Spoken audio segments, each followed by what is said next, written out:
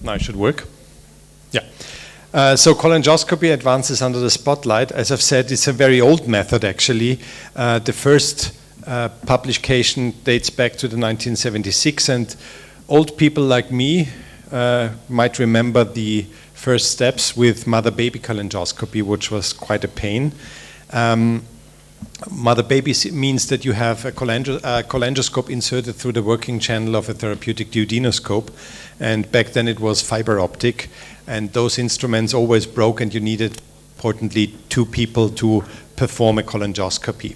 So our cholangioscope at the university was always broken, so we did only a few cases, and it was not very much loved by us for that. In 2007, a disposable single operator cholangioscope came to the market, and that was Spyglass, which you all know. And that was sort of a revolution because it eliminated the need for a second endoscopist, because you just could clip the cholangioscope to your duodenoscope and perform the procedure as a single operator. Initially, again, image quality was poor. It was fiberglass, but then we had improved generations with always higher resolution chips until we got HD recently. Then another method emerged, which is direct peroral cholangioscopy. People started using very slim gastroscopes to get direct access to the bile duct. Usually that's technical difficult because of the unstable position you have. Recently, or maybe not so recently, but we always seen prototypes for a multi-bending instrument which seems to facilitate the direct peroral approach, but in most units still the disposable instrument, which also has competition from Chinese companies nowadays, is used.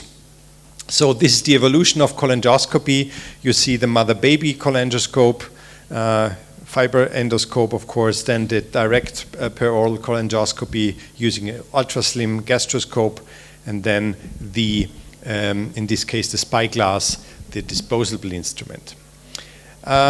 Just some data on the direct peroral cholangioscopy.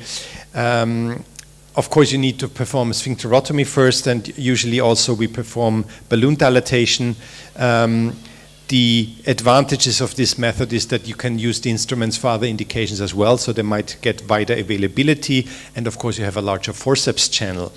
Also, the image quality used to be better compared to the early versions of the disposable system. However, insertion is much more difficult. The endoscope is very floppy, and as I've said before, multi-bending scopes might overcome this limitation. The market leader nowadays, because of its ease of use, is the Spyglass system. You've got 4-way tip deflection, you get a water infusion channel, which is very important. You've got digital imaging and a decent working channel. It's not perfect, but it allows you to insert Dormier baskets or forceps, for example. Image resolution, as I've said, has greatly improved, and you will see some of our cases, and that has made it the standard instrument. So this is just a short overview. For the sake of time, I'm going to skip it. It's the most important difference is the replacement of mother-baby, where you needed 2 operators with single operator procedures, and then there are details and personal preferences. So when do we use cholangioscopy? One indications might be bile duct strictures. As we know, it's crucial to differentiate between benign and malignant bile duct strictures, and like in regular endoscopy, visual criteria have been developed to make a diagnosis. The first classification was the Monaco classification based on 8 different visual criteria like vasculary pattern, protruding lesions, ulcerations, which has quite a good gives us quite a good indication of what we're dealing with. So papillary projections have an odds ratio of 7 to be malignant ulcers 10 times. So this is quite helpful.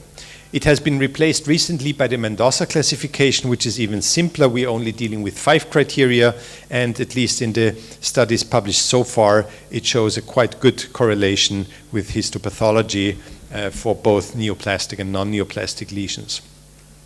And so what's next for the visualization of cholangioscopy? Well, it's AI, of course.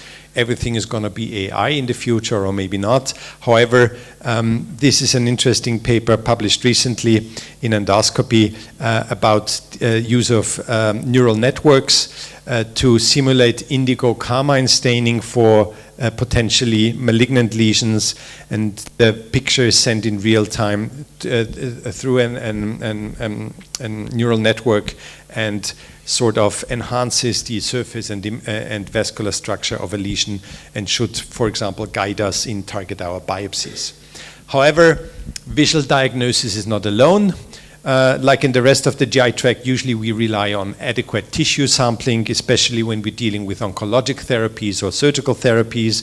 And here, overfluoroscopy per oral cholangioscopy has the potential effect or advantage of having a direct vision of a lesion and allows for more targeted biopsies. However, the forceps are small, so usually we're dealing with very small samples, and here you can see the results.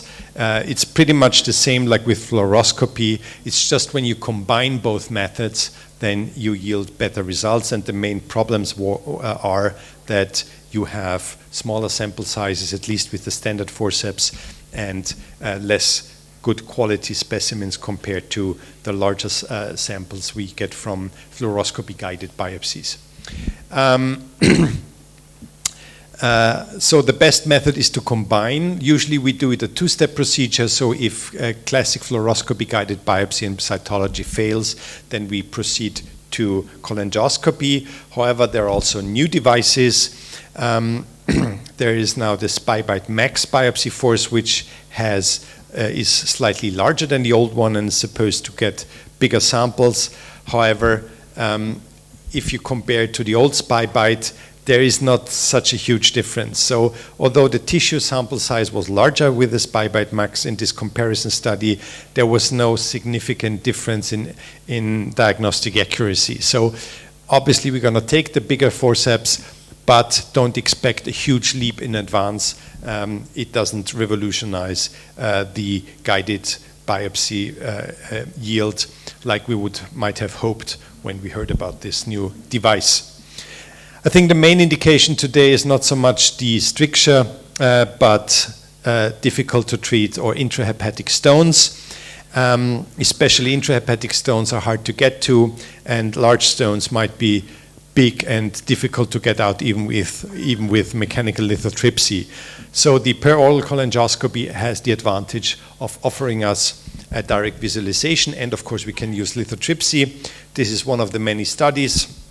And as you can see, complete stone removal was achieved in over 90% of all cases, and in 60% of this study, cholangioscopy was used. However, the disadvantages of the method, apart from cost, which is considerable, is also a longer procedure time, and cholangitis and pancreatitis might occur. Here you can see a case of our unit. We are lucky to have both the laser and the electrohydraulic. The laser makes nicer videos, that's why I'm showing it here, but in general I prefer electrohydraulic for lithotripsy.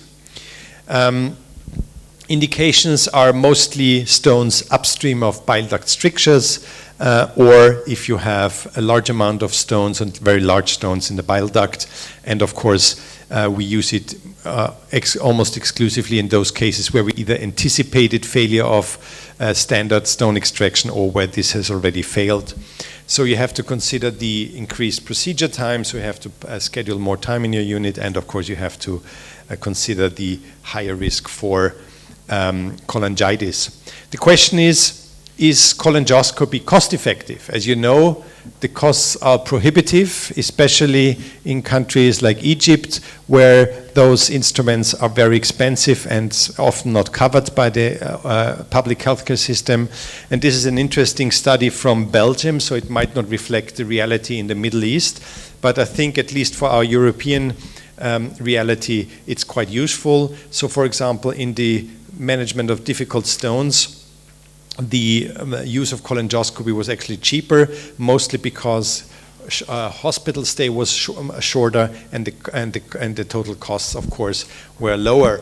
This is the data. Just go to the results, and as you can see, you have considerable costs. In this case, 60 patients, 100,000 euros just for the cholangioscope, but you're already saving the 100,000 euros for the hospital stay, and in total, it's for 60 patients, it was like 70,000 euros cheaper.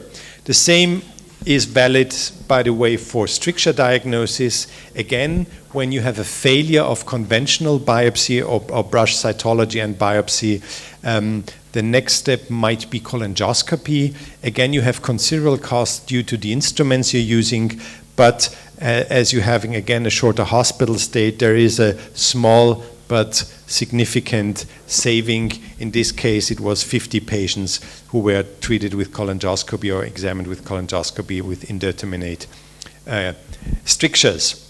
Alternative uses, and I'm coming to my end. We use it sometimes as a Swiss Army knife. This was a case when one of my colleagues lost a Domia basket. It broke during salvage, during rescue lithotripsy, and it was fractured, but not at the point where it should have fractured, and it couldn't be removed by any means, like Domia basket.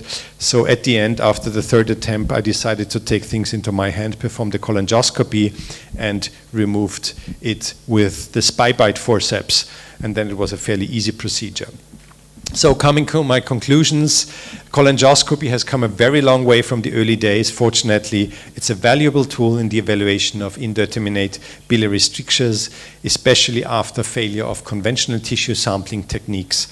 Visual diagnosis has been greatly evolved, might be even enhanced with AI in the future, but still we need or rely on tissue diagnosis, and that's where the biopsies come into the game. And it can be used after unsuccessful conventional tissue sampling. It's a very expensive procedure, but at least in a European reality, it might be cost effective if conventional endoscopy has failed or ERCP has failed. And don't forget, it is a tool which can get you out of trouble sometimes. We also removed stents which went high up and we couldn't get out with cholangioscope. So it might be helpful if you're working in a large unit. And thank you for your attention, and thanks again for having me.